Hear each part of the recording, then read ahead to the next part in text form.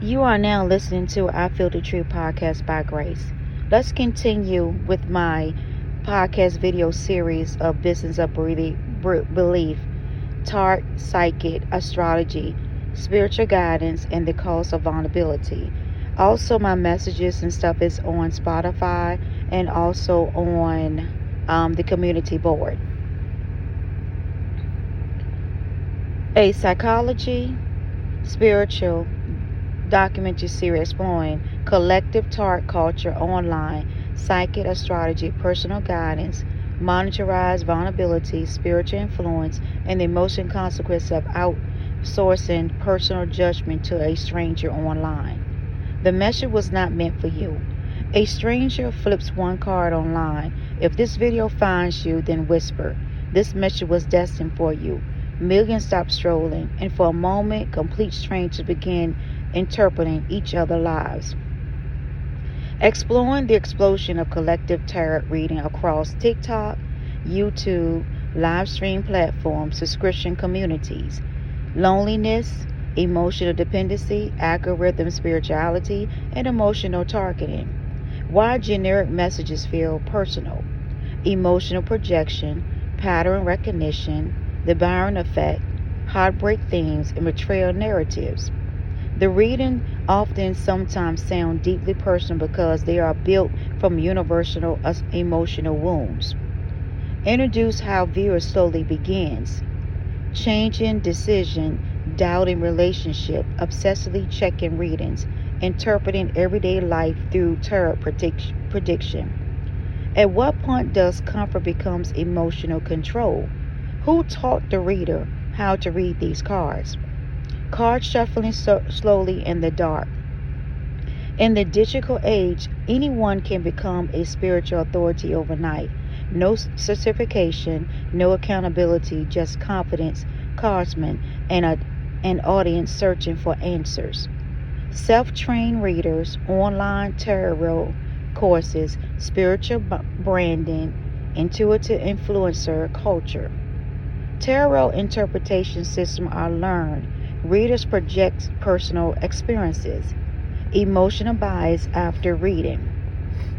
Cosmic can be mistaken for wisdom. Charisma can be mistaken for wisdom. Sorry. When someone reads your future, are they reading you or themselves? Psychological segment confirms bias, cold reading, audience clue, emotional mirroring. Sometimes the card reveals less about fate and more about the person holding those cards. Fear for life. Cash app notification, live stream donation, and sounds. Your energy is blocked. Someone cursed you. You need prediction immediately. For some viewers, spirituality becomes a marketplace built on fear. Investigating this. Expensive cleansing, emergency rituals, paid spiritual services, and manipulation through urgency. How far increases it? Emotional dependency, repeat purchase, vulnerability, trust and authority of figures. The more frightened the client becomes, the more valuable the source appears. Spiritual scam, fake curses, emotional exploitation, and pressure tactics. The oldest business model in history may not be selling hope, it may be selling fear. The collector says, different reader online repeating eerily simply phrases. Your ex is returning. Someone envies you. A major shift is coming. Millions hear the same prophecy at the same time. How creators create this? Copy themes, recycle narrative, follow algorithm trends, monitor viral reading, content recycling, audience psychologically, trends driven spirituality, and emotional scripting.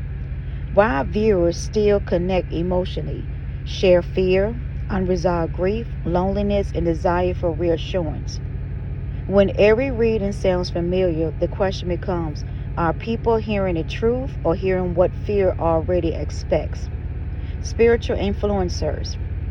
Ring, lights, live stream chats flying by, ringtone notification, etc. Cards already placed and not shuffled while on camera. The modern spiritual leader may not stand in a temple, they stand in front of a camera. The rise of spiritual branding, monetized vulnerability, parasocial relationship, influencer worship. How creator build loyalty, community, emotional authority, exclusive access, and subscriptions, dependency system. I noticed in the past rivalry between creators, copy readings, audience stealing, spiritual jealousy claim, energy attacks. Social media transforms spirituality and performance. In this attention economy breathe itself become content. When reading becomes reality, someone replying reading obsessively late at night, one reading becomes two, two becomes 20. Some stranger online begin the narrative, your relationship, fear, and future. The psychological dependency, anxiety loop, relationship paranoia, loss of self trust, compulsive reading consumption. How people begin interpretation coincidence spiritually, doubling loved ones or doubting loved ones, surrendering decision making, fearing curses constantly. The danger may not be the cards themselves. The danger becomes when personal judgment disappear. Discernment. Not every reader is malicious. Not every spiritual experience is false. But discernment may be the difference between guidance and manipulation.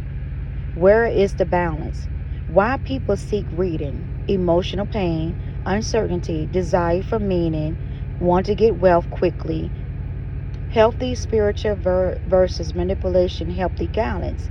Manipulation encourages clarity, encourages fear, builds independency, builds dependency, allows questioning, demand obedience, and ground reality, infuse paranoia. The question was never simply whether tarot cards are real. The deeper question is who profits when people stop trusting in themselves and into tarot reading cards and not into God or whoever they worship as ace in the spiritual culture world. This is Grace, your host from I Filter Truth podcast.